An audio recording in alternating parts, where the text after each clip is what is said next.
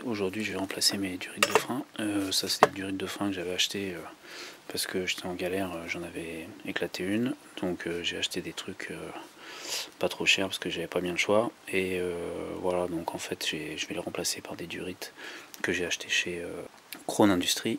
Donc c'est pas du Krone automotive, hein, c'est Krone Industries, c'est une boîte qui est en Californie qui fait que des durites de frein. On peut customiser la couleur pratiquement à souhait, quoi. Il y a un catalogue de couleurs qui est super important. Et la différence principale entre les durites de merde et les bonnes durites de chez Krone, en fait c'est le raccord ici. Donc ça c'est des raccords qui sont soudés ici, alors que bon, la majorité des durites que tu trouves dans le commerce qui sont pas trop chères, en fait il y a un raccord ici avec une rondelle de cuivre, quoi. Et donc bon, mécaniquement ça me satisfait pas, et je pense que elles ont tendance à faire ballon quand tu freines fort, quoi. Au niveau du tarif, c'est 89 € les 3 durites, donc il y a la durite pour l'arrière qui est aussi livrée avec le T, c'est pareil. Le T à l'arrière il est soudé. Et bon, la qualité de construction, bon, ça n'a rien à voir avec les durites que tu peux trouver sur internet. Donc il y a 5 couches, il y a une couche en téflon, il y a une couche en Kevlar, et il y a un gainage en inox, plus un surgainage de protection. Bon, celle qui est chouette, c'est celle de l'arrière. La qualité de construction, les trucs, c'est nickel. Irréprochable. Et à part le fait que tu dois payer du transport, ça te revient aussi cher que d'acheter des durites de merde sur internet ou chez Jeepstock, où tu vas les payer 300 ou 200 €, quoi. Quand tu remplaces les durites de frein, il faut pas se branler les couilles quand tu commences à défaire la durite, soit à l'étrier ou ici là au raccord, pour la bonne et simple raison qu'il ne faut pas que le maître cylindre se vide du liquide de frein. S'il y a de l'air qui rentre dans le maître cylindre, c'est une vraie galère, parce que l'air, une fois qu'il est encapsulé là-dedans, c'est pas comme dans les durites, il sort pas, quoi. Donc il faut déposer le maître cylindre ou le purger sur place, ça veut dire défaire les raccords au maître cylindre, pomper jusqu'à ce qu'il n'y ait plus d'air dedans. Donc il faut pas traîner, il faut être prêt, il faut être sûr d'avoir les bonnes clés. Donc c'est des clés de 3/8, clés à tuyauter. C'est super important pour pas niquer les écrous. Là ici c'est du 17, et là-haut c'est du je sais pas quoi, ça doit être du 21. D'ailleurs je l'ai pas celle-là, il faut c'est bien de vérifier. Donc en bas chez moi c'est une clé de 17, clé de 3/8, il faut maintenir le bas de la durite et prier pour que ça se défasse. Voilà, c'est les raccords, ils ont tendance à souder sur place. Il y a plein de merde qui sort. Bon, là ça s'est bien passé. Donc si quand tu vois que tu tournes, tu vois que la durite commence à tourner, il faut laisser tomber, parce que si tu laisses ta durite, tu vas passer une mauvaise journée. Ça commence à couler, je vais le resserrer un petit peu et je vais la défaire par là-bas. Donc théoriquement, ça devrait bien se passer. Donc en bas, 14 mm.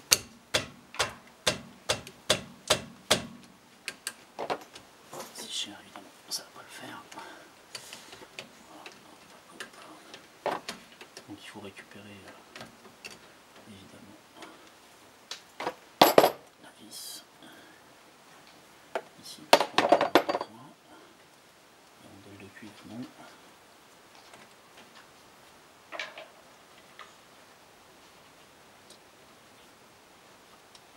Voilà, donc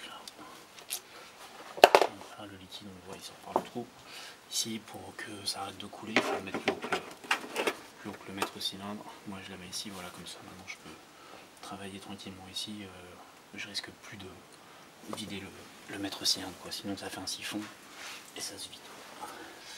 Donc il faut la monter dans le bon sens, hein. Ça va vers le haut, comme ça. Donc il y a une rondelle de cuivre à l'extérieur et une rondelle de cuivre à l'intérieur. Comme ça, rondelle de cuivre, l'autre à l'intérieur.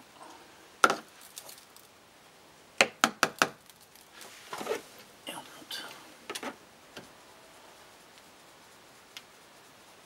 il faut bien insérer quand même pour bien écraser les rondelles de cuisse. Donc là j'ai une grosse clé, donc j'appuie pas ici au bout parce que je veux pas baiser le merdier quoi. Voilà. Donc c'est bon. Bon là ça coule un peu mais c'est pas grave. Voilà.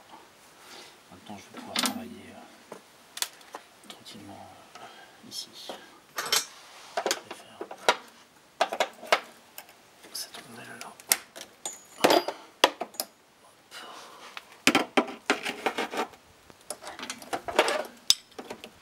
Ça là, c'est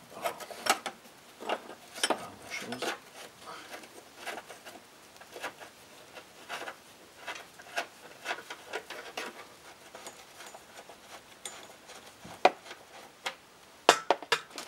Voilà. Donc ben, là je la bouche avec le doigt.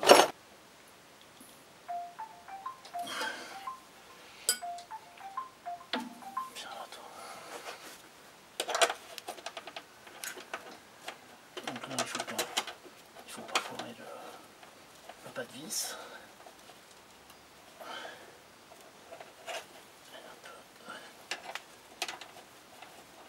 Il faut faire prendre plusieurs filets. Voilà. Donc ouais, je la redresse un petit peu comme ça avec le marteau. Voilà. Comme ça.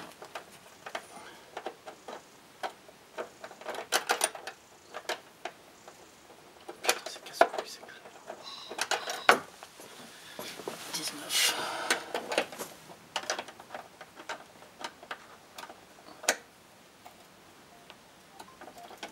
Putain, lâchez-moi les baskets.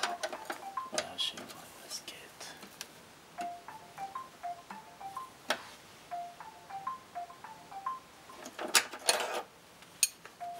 Voilà. Un coup de dégraissant.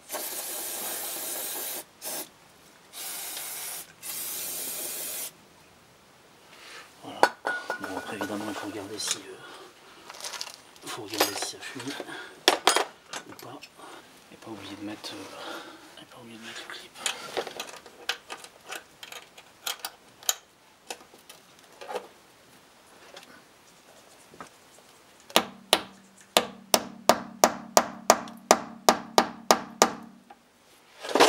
Et voilà. J'ai perdu un peu de liquide de frein, donc il faut refaire le niveau. Après évidemment il faut pas oublier de purger.